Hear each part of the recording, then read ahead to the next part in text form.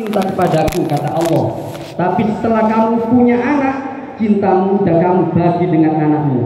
Buktikan mana yang lebih besar, cintamu kepadaku atau cintamu kepada anakmu.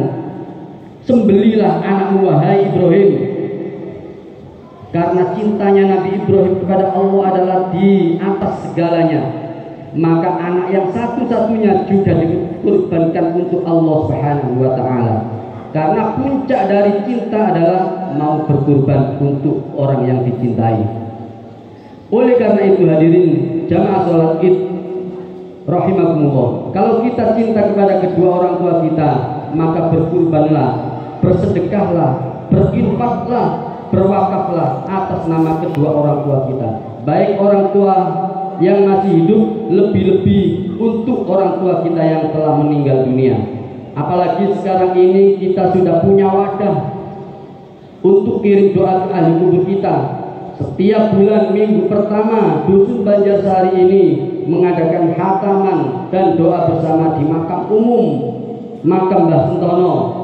Itu juga momen yang pas untuk sedekah atas nama kedua orang tua kita atau atas nama orang yang kita cintai. Mbah buyut kita yang sudah meninggal, orang tua kita yang sudah meninggal, baik berupa uang, kopi, camilan, tumpeng dan lain sebagainya, insya Allah pahalanya akan sampai kepada orang yang disedekahi. Jamaah sekalian, nikmat terbesar kita hari ini bukanlah kekayaan. Karena berapa banyak orang yang kaya tapi hartanya tidak menolong dia di hadapan Allah Subhanahu wa Ta'ala. Nikmat terbesar kita hari ini bukanlah jabatan yang tinggi, karena berapa banyak orang jabatannya tinggi justru menjerumuskan dia ke dalam api neraka.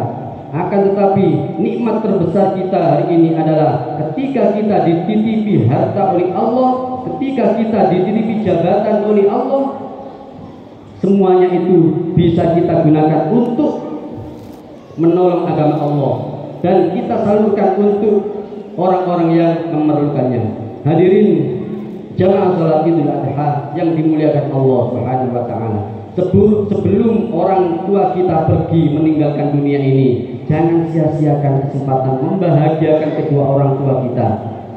Demi Allah, kita hanya punya satu ayah kandung, tidak mungkin ada ayah kandung yang kedua.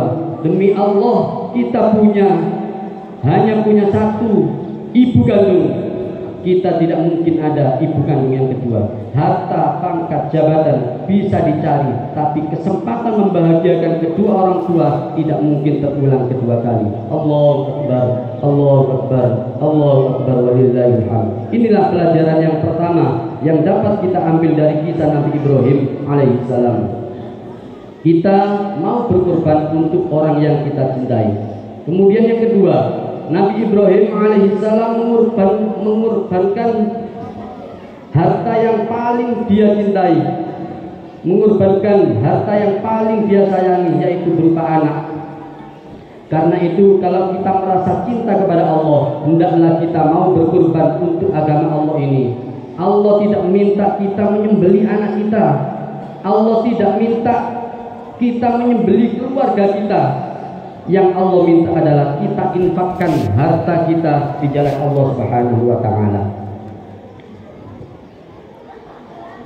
Hadirin rahimakumullah, kalau kita menyumbang masjid, kalau kita membantu pondok pesantren, kalau kita mensupport kegiatan-kegiatan keagamaan seperti sholawatan, tibaan di masjid ini, khataman di Mbah Sentono misalnya, istighosah setiap Jumat Legi di masjid ini misalnya, ketika kita menolong orang lain, ketika kita membantu orang lain, demi Allah, sebenarnya kita sedang membantu diri kita sendiri.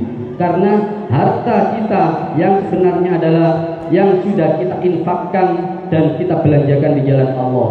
Karena harta kita yang kita makan jadi kotoran, harta kita yang kita simpan jadi rebutan warisan anak cucu kita. Seandainya harta bisa membuat orang jadi mulia, mestinya hari ini Qarun lebih mulia dari kita.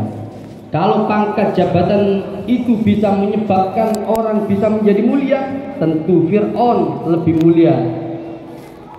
Kemuliaan kita adalah ketika dititipi harta sama Allah, kita salurkan di jalan Allah. Karena itulah harta yang akan kita bawa ke alam kubur, yang akan kita bawa mati, yang akan kita ucap Allah Subhanahu wa taala, ma akalta fa afnaita, makanan apapun yang paling enak yang kalian makan semuanya akan busuk. Ma labista fa ablaita, sebagus apapun pakaian yang kalian pakai semuanya juga akan rapuh. Ma tasaddaqa fa abqaita, tetapi harta yang kekal abadi adalah harta yang sudah kita infakkan di jalan Allah Subhanahu wa taala. Kemudian yang ketiga, hikmah yang dapat kita ambil dari kisah Nabi Ibrahim alaihissalam. Beliau 86 tahun berdoa, Rabbi habli minas sholihin, Rabbi habli minas sholihin. Ya Allah, karuniakanlah aku anak yang soleh. Karena jikalau nanti kita meninggal dunia, mereka yang akan membacakan Al-Fatihah, mereka yang akan membacakan surat Yasin, tahlil, ayat kursi untuk ketenangan kita di alam barzah nanti. Hadirin rahimakumullah. Ada 4 hal agar kita mempunyai anak yang soleh solihah. Yang pertama adalah orang tua harus menjadi teladan atau contoh bagi anak-anaknya. Al-Um madrasatul ula, orang tua adalah sekolah pertama bagi anak-anaknya. Sebelum anak-anak kita kenal dengan lingkungan sekolah formalnya, TK, playgroup, anak-anak kita lebih kenal dulu dengan kita, orang tuanya. Tidak bisa kita menyuruh anak kita sholat sementara kita sendiri tidak sholat. Tidak bisa kita menyuruh anak kita mengaji sementara kita sendiri di rumah hanya menonton sinetron televisi. Maka berikanlah suri tauladan atau contoh yang baik kepada anak-anak kita. Rasulullah Shallallahu Alaihi Wasallam didengar ucapannya dan diikuti perbuatannya oleh sahabatnya, karena ana awal wajibin ala ma amartukum bih. Kata Nabi, apapun yang aku perintahkan kepada kalian, sayalah pelaksana utamanya. Yang kedua, jika ingin anak kita soleh, berikan dia pendidikan agama sejak kecil. Kemudian yang ketiga, kalau kita ingin anak kita soleh, jauhkan dia dari makanan yang haram. Karena yang makan makanan haram, yang pertama nanti di akhirat dibangkitkan seperti orang yang kesetanan.